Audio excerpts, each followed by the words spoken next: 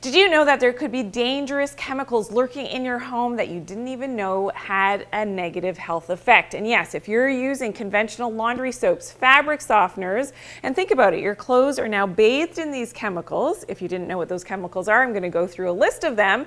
And now your clothes, of course, are close to your skin now, especially if you're sweating, you're absorbing those toxins into your body. You're sleeping on the sheets that have also been maybe treated and washed in some of these chemicals.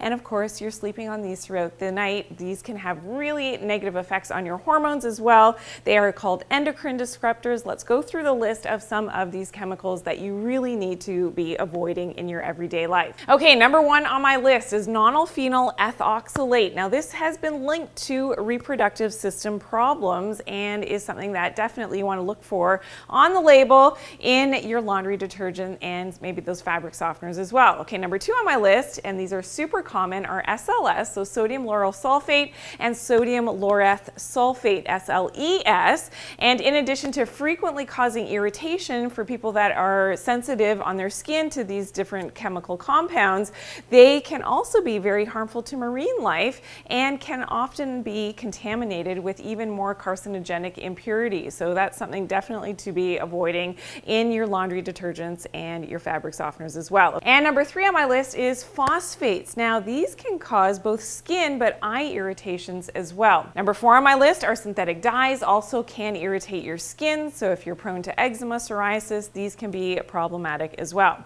Number five on my list is optical brighteners. Now, they contain a lot of chemical substances, including even benzene. And we know that benzene increases our cancer risk and reproductive system related problems. As well as number six on my list, which is called 1,4-dioxane. And this is considered to be a possible carcinogen.